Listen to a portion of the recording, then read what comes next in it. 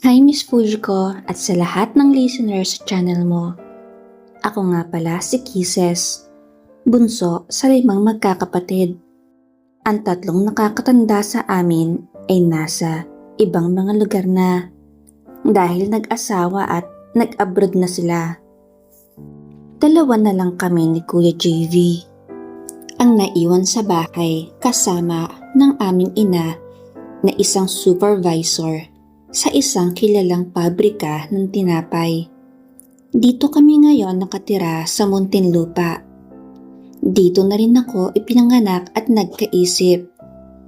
Ang nanay namin ay madalas ginagabi sa pag-uwi mula sa trabaho. At kung minsan, nag-o-overnight pa siya roon. Kaya madalas kami lang ni Kuya ang nasa bahay na iiwan. Si Kuya JV ang pinagkakatiwalaan ni Mama sa mga bagay-bagay tungkol sa bahay. Gaya ng pagluluto ng pagkain at pagbabantay sa akin. 3rd year high school na ako noon nang mapahilig ako sa pagsusugal kasama ng mga kaklase ko. At dahil sa baguhan ako, kaya naman mas madalas akong talo. Doon lang napupunta ang allowance ko, kaya napipilitan akong magbaon ng juice at tinapay araw-araw. Dahil lahat ng baon ko ay inihuhulog ko sa utang ko sa kaklase kong si Sarah. Si Sarah ang nag-impluwensya sa akin sa pagsusugal. Kapag nasa less than 500 na lang ang utang ko sa kanya, ay uudyukan na naman niya akong umutang sa kanya para may pangpusta kami sa iba't ibang sugal na sinasalihan namin. Hanggang sa umabot ang utang ko ng 5,000 pesos at minamadali na akong magbayad ni Sarah. Naiyak na ako dahil 200 lang naman ang baon ko araw-araw. Paano ko babayaran sa loob ng 1 week ang utang kong 5,000 pesos? Hanggang isang araw, habang naglalakad kami, pauwi ay nagulat ako nung may huminto na van sa harapan namin. Pagkabukas ng pintuan ay 3 malalaking lalaki na nasa edad 45 to 50 ang edad nila ang bumaba. "Ito na ba yung ibabayad mo sa amin, Sarah?" Tanong ng gun sa loob. Hindi makatingin ng diretso si Sarah sa mga mata ko, kaya alam kong may mali nang nangyayari. "Oo siya, at walang boyfriend. 7,000 ang utang niya sa akin," sagot ni Sarah. Nagulat ako sa harap-harapang kasinungalingan ni Sarah. Kaya sinagot ko siya kaagad. "Ha? Anong pinagsasabi mo, Sarah? 5,000 lang ang utang ko sa'yo, diba?" "Oo nga, 5,000. Pero kung hindi mo pa yun nababayaran hanggang bukas, 7,000 na yon dahil may interest na 2,000. At kapag hindi ka nakabayad sa akin bukas, sa kanila ka na magbabayad ng overnight. 20,000 ang presyo mo sa kanila. Bayad ka na noon sa utang mo sa akin. Tapos yung 20,000 na ibabayad nila ay paghahatian natin. Sa akin ang 15,000, sa'yo naman ang 5,000. Kaya bilisan mong humagilap ng pambayad, girl. Kung ayaw mong sa kanila ka magbabayad buong magdamag." Mahabang litanya ni Sarah. Nanlambot ang mga tuhod ko sa narinig. Hindi ko akalain na gagawin sa akin ni Sarah ang ganon. Nagmamadali akong umuwi sa bahay namin. Naabutan ko si Kuya JV na nagigitara sa may terrace habang may kaharap ng tinapay at soft drinks. Naisip kong siya lang ang pwedeng makatulong sa akin. Matipid sa pera si Kuya, kaya alam ko na may malaki siyang ipon.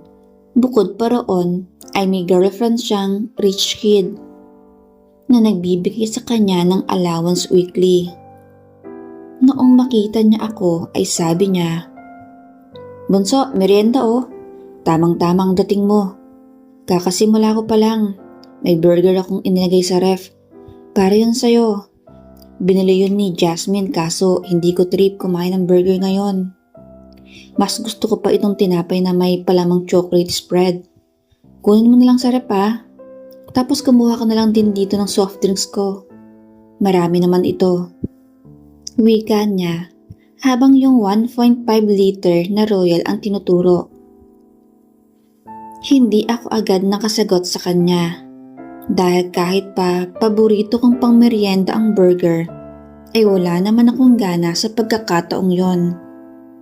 Dahil nilulukuban na ako ng 1,000 takot at kilabot sa maaaring mangyari sa akin kung hindi ako makakapagbayad ng utang kay Sarah. Hindi ko rin alam kung paano ako hihingi ng tulong kay Kuya GV na hindi ko kailangan sabihin ng totoo kong problema. Bunso, anong problema? Bakit ang lalim ng iniisip mo? May nangyari ba sa'yo sa school? Tanong niya na inihinto ang pagkalabit sa gitara. Dahil sa sobrang takot na nga ako, kaya naman hindi ko na napigilan ang pagtulo ng aking luha. Ibinaba niya ang gitara at humarap sa akin. Bunso, bakit? Anong problema mo? Sabihin mo, tutulungan kita kung ano man yan. Sa mga pagkakataong yon ay alam kong wala nang ibang paraan kundi ang magsabi ng totoo sa kuya ko para tulungan niya ako. Huminga ako ng malalim at pinilit na makapagsalita. Kuya, tulungan mo naman ako please. Pwede bang pahiramin mo muna ako ng 5,000 pesos? Sige na kuya, babayaran kita ha. Parang awa mo na. Wika ko. Napakunot noo si Kuya JV at nagtataka kung bakit ako nangangailangan ng ganun kalaking halaga. Saan mo naman gagamitin ng 5,000 pesos? Wala naman sigurong project na ganun kamahal. May 200 pesos ka namang baon araw-araw, di ba? At nagbabaon ka rin ng tinapay at juice. Tanong ni Kuya. Kahit natatakot at kinakabahan, ay napilitan akong ikuwento kay Kuya ang pagkakalulong ko sa sugal at ang pagkakaroon ko ng utang kay Sarah. Ha? Nagsusugal ka na? Ang bata-bata mo ba para sa ganyang mga gawain? Ako ng paggigitara lang ang libangan? Tapos ikaw ay pagsasayang na ng perang ginagawa mong pampalipas oras? Sorry kuya, tulungan mo naman ako. Ayoko mapagtulungan ng mga lalaking yon. Pakapatay na rin nila ako pagkatapos. Sabi niya naman, kailangan natin itong ipaalam kay mama. Malaking problema itong pinasukan mo bunso. Kuya, please, wag mo na itong paabot kay mama. Tulungan mo na lang ako tapos isikreto na lang natin. Promise, hindi na ako sasama pa uli kay Sarah. At hindi na ako uli magsusugal pa. Handa rin akong gawin lahat. Kahit anong ipagawa mo sa akin. Ay okay lang, basta't wag mo lang ito ipaalam kay mama. Saglit na nag-isip si Kuya JV. Tapos tiningnan ako mula ulo hanggang paa. Saka huminga ng malalim. Sige, bibigyan kita ng 5,000 pesos at hindi mo na yun kailangan bayaran. Wala ka rin naman maipambabayad doon. Ikakarampot lang naman ang baon mo eh. Pero may kapalit? Wika niya. Anong kapalit kuya? Sige na sabihin mo. Kahit ano pa yan ay gagawin ko. Basta matulungan mo lang akong makaligtas sa problema kong ito. Tanong ko habang tumutulo na ang luha ko. Hindi naman sa pagbubuhat ng sariling bangko, pero binayayaan ako na magandang muka, bilugang mga hita, maputi at makinis na balat, at malalaking kayamanan sa harapan. Matagal ko na rin na nahuhuli si Kuya JV na tinitingnan ako ng makahulugan. Bibigyan kita ng 5,000 pesos, pero isusuko mo sa akin ang lahat. At makakaasa ka na mananatiling lihim ang ginawa mo. Hindi kita isusumbong kay mama. Basta palagi mo akong pagbibigyan anumang oras na kailangan kita. Sagot ni Kuya. Nanginig ang mga tuhod ko sa aking mga narinig. Naisip ko kung bakit at paano magagawa ng sarili kong kapatid ang ganoong bagay. Pero naisip ko rin na mas okay na siguro na si Kuya JV na lang ang gumawa noon kaysa pagpiestahan ako ng mga goons na kasabwat ni Sarah. Sige kuya, pumapayo ko sa gusto mo. Basta mabayaran ko lang si Sarah. Sagot ko. Nagmamadaling pumunta sa kwarto niya si Kuya JV. At nung bumalik ito ay inabutan ako ng halagang 7,000 pesos. Heto, 7,000 pesos, ibayad mo kay Sarah ang 5,000 at sa'yo naman ang sobra. Bumili ka ng matinong damit. Lahat ng damit mo kahit panglakad ay luma na masyado. At wag na wag mong tangkain pa na bumalik sa pagsusugal. Dahil mapapasama lang ang buhay mo doon. At mapipilitan na rin akong isumbong ka kay mama kapag nagsugal ka pang muli. Opo kuya, hindi na po talaga ako babalik sa pagsusugal pa. Kuya, kailan na ka magsisimula magbayad sa'yo ng kapalit nito? Sa Friday night na. Diba, 2 araw wala si mama sa weekend? Kaya sakto lang yun na Friday ako maniningil. Okay kuya, maraming salamat po. Wika ko. Laking pasasalamat ko talaga na hindi ako binigo ng kuya ko sa panahong sobrang kailangan ko ang tulong niya. Kinabukasan noon ay sabi ni Sarah sa akin pagkarating ko sa school. Ano, ready ka na magtrabaho mamayang gabi? Sabi ko naman. Heto ng 5,000 pesos mo at kahit kailan wag na wag ka nang lalapit sa akin dahil kung hindi ay ire-report kita sa pulis. Aba, nagmamalaki ka na ngayon ah. Bakit? Saan ka nakahanap ng mauutangan? Mayaman ba? Magtigil ka Sarah. Kinausap ko ng tiyuhin kong pulis. Siyang nagpautang ng pera sa akin. At kapag kinulong mo pa akong muli o may gawin sa akin yung mga lalaking pagbebentahan mo sana sa akin, ay siguradong sa'yo unang susugod ang kapulisan dahil may record ka na sa police station. Ibinigay ko na rin doon ang complete name, address at contact number mo. And by the way, kasama sa nakasulat doon ang pangalan ng mga magulang mo. Naiwan mo kasi sa akin ang parents' consent slip na hindi mo isinabmit. Kaya doon ko nakuha ang pangalan nila. Kaya kung ayaw mo makaladkad sa police station ang mga magulang mo, wag na wag ka nang lalapit sa akin. Heto ang 5,000 pesos mo, traidor na kaibigan. Wika ko, sabay lagay ng pera sa kamay niya. At habang hawak niya ang pera ay pinicturan ko siya, patunay na ibinigay ko nga sa kanya ang 5,000 pesos. Hindi nakaimik si Sarah sa mga sinabi ko. Tapos tinalikuran ko na siya. Magmula noon ay hindi na kami nag-usap pa. Ni hindi na rin siya makatingin ng diretso sa akin. Noon ko lang din na-realize na ginagamit lang ako ni Sarah. Akala ko ay totoong kaibigan siya, pero hindi pala. Sumapit ang araw ng Friday. Pagka-uwi ko ng after lunch, ay naabutan kong naroon pa si mama sa bahay. Ma, bakit narito ka pa? Wala ka bang pasok? Meron anak. Diba sinabi ko sa inyo na nag-rotation na naman kami ng shift? Kaso dahil sa peak season ngayon kaya mag-overtime rin ako ng strict 2 araw. Sa linggo ng gabi na ako uuwi dito. Kaya magpakabait kayong dalawa dito ha. Wag na wag kayong aalis ng bahay nang hindi nagpapaalam kay Kuya JB mo. At kapag sinabi niyang hindi ka pwedeng umalis, ay susundin mo siya. Opo mama, sagot ko pa. Pero sa totoo lang, mukhang malabo naman talaga akong makaalis ng bahay dahil magbabayad nga ako ng utang ko kay Kuya JV. Pasado 4:00 ay umalis na si mama. Ako naman ay naligo na kaagad tapos nagpunta ako sa kwarto ni Kuya JV. Kuya, ready na po ako.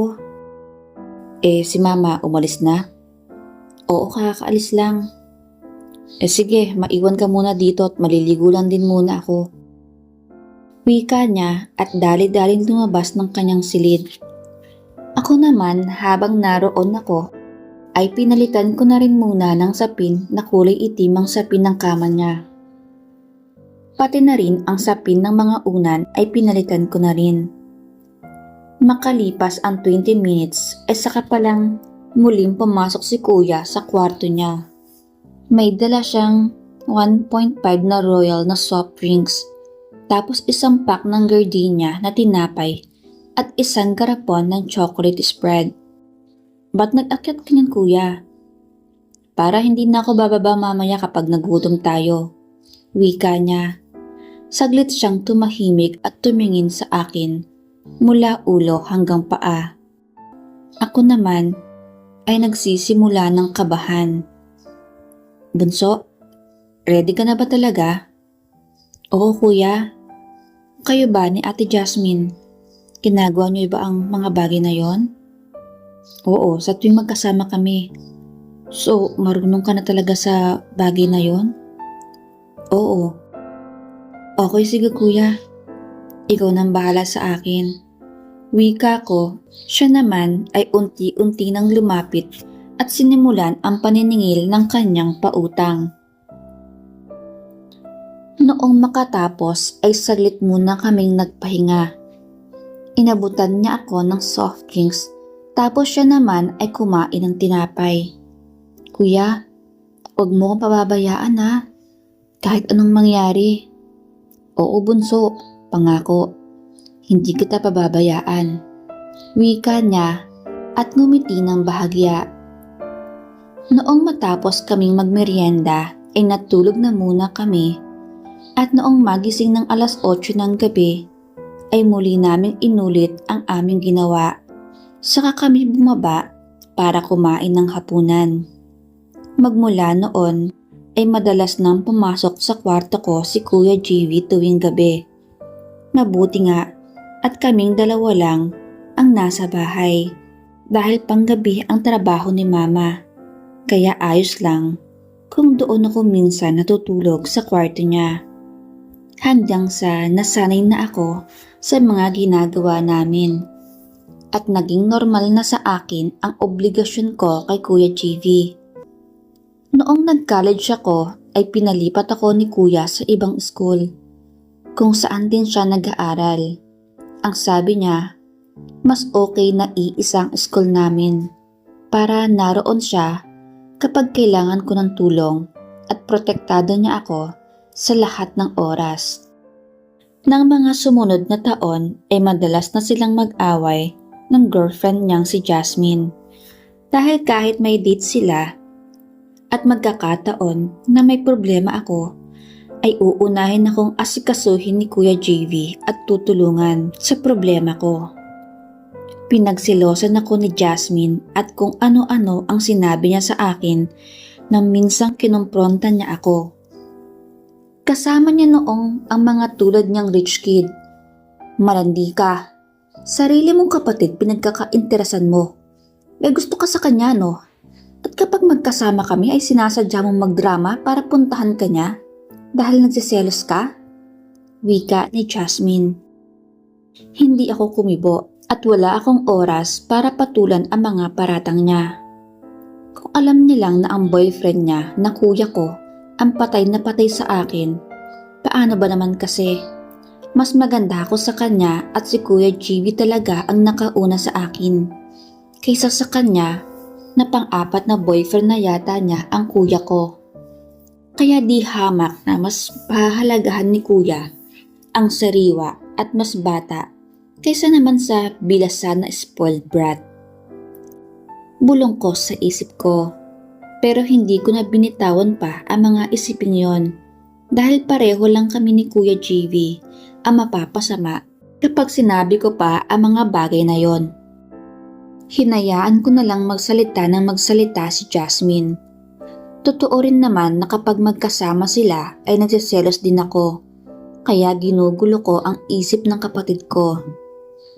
Isang araw, nag-aya mag-beach ang mga kaklase ko.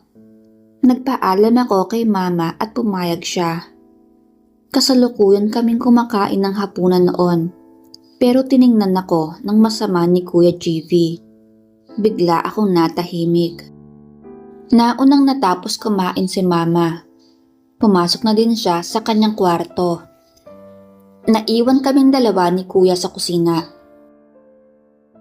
Bago ka magtanong kay Mama, sa akin ka muna magtanong, Kisses, kung pumapayag ba ako. Singhal ni Kuya JV. Pero kuya, mga kaklase kong babae lang naman ang mga kasama ko doon eh. Sagot ko. Hindi siya pumayag na sumama ako sa beach, kaya nagmakaawa ulit ako sa kanya. Gustong gusto ko talagang makarating sa beach at magtampisaw sa tubig dagat. Sandaling natahimik si Kuya JV. Pagkatapos ay muli siyang nagsalita. Sige. Papayag ako basta kasama akong pupunta sa beach na yon. Mahirap na baka may mambastos sa'yo doon. Wika ni Kuya. Wala na akong nagawa kaya pumayag na akong kasama siya. Nung tignan ko siya para magligpit ng pinagkainan namin, ay bigla naman akong hinilan ni Kuya sa likod bahay. At doon ay mabilisan niyang isinagawa ang bagay na gusto niya na gusto ko rin naman. Kuya, bakit dito? Hindi komportable dito. Dahil nagdesisyon ka ng hindi na uunang nagpaalam sa akin. At sa susunod, mas papahirapan pa kita kapag inulit mong ganoon. Sorry na kuya, hindi na mauulit. Wika ko pa, habang hinahayaan siya sa kanyang ginagawa. Sumapit ang araw ng pagpunta namin sa beach resort. Kasama ang mga kaklase kong babae, ay napansin ko na panay ang titig ni Kuya JV sa maganda kong kaklase na si Dayan. Si Dayan ay tulad kong maganda rin, maputi at makinis, na alam kong isa sa katangian na nagustuhan ni Kuya JV. Hindi ako nakaramdam ng selos sa kanya. Pagkos ay natuwa pa ako at naisip ko na sana maibaling na ni Kuya sa iba ang pagkahumaling niya sa akin. Pagkatapos ay nagpahinga muna at kumain. Nagkayayaan na kaming kumain muna. Saka kami naligo maghapon. Busog na busog ang mga mata ni Kuya JV sa pagtitig sa makikinis at mapuputing katawan ng mga kaklase ko.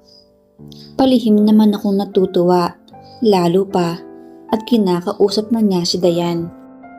Kinagabihan, nagkayayaan kaming mag-inuman. Sa totoo lang, si Kuya ang may gusto nun. May palagay ako na may plano siyang gawin sa gabing yon. Kwentuhan, sayawan, kantahan ang nangyari sa grupo namin. Hanggang sa lumalim na ang gabi. Karamihan sa mga kasama namin ay lasing na. Hindi kami ganoon kalasing ni Kuya. Dahil bago pa mag-inuman, ay sinabihan na niya ako na huwag iinom ng madami. Mag-aalas 11 na ng gabi nang magpaalam na ang iba na magpapahinga na. Kaming dalawa na lang ni Kuya JB ang naiwan at nagligpit ng mga gamit namin. Noong matapos na kaming magligpit ay binulungan ako ni Kuya.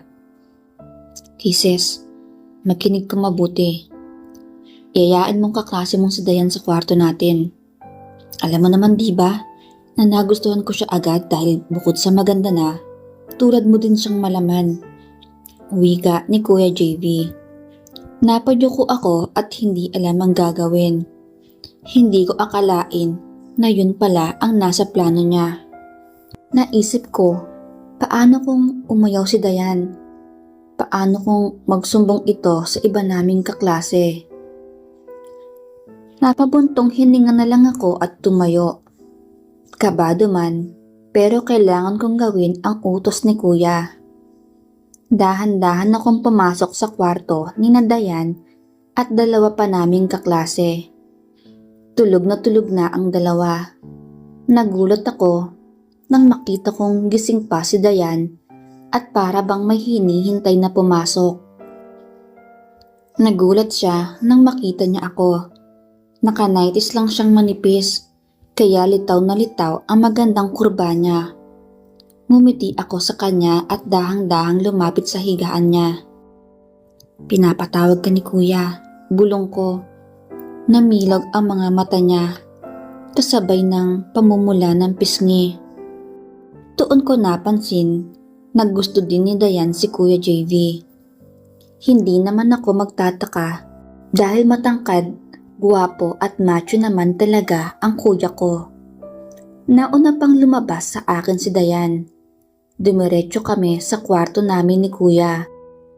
Pagpasok pa lang namin, ay mabilis nang hinablot ni kuya ang kamay ni Dayan. Kinabahan akong bigla dahil baka sumigaw ito at matakot. Pero iba ang nangyari. Lumaban ito ng sabayan sa laro na gusto ni kuya. Hanggang sa kalagitnaan ng kanilang paglalaro ay huminto sandali si kuya at sinenyasan niya ako na lumapit sa kanila at makijoin na rin sa laro. Kaya wala akong nagawa kundi ang maging sunod-sunuran sa kanila. Noong una ay may pag-aalala sa isipan ko na baka maikwento ni Dayan sa iba pang mga kaklase namin ang ginagawa namin ni kuya. Pero sa nakikita kong pagiging masigasig ni Dayan, mukhang hindi niya ilalabas sa iba ang pangyayaring yon dahil kasama siyang masisira. Kinabukasan ay nagpanggap kaming tatlo na parang walang nangyari noong nagdaang gabi. Malalagkit ang tinginan ni na kuya at Dayan sa isa't isa. Alam ko na hindi yon ang una nilang pagsasama.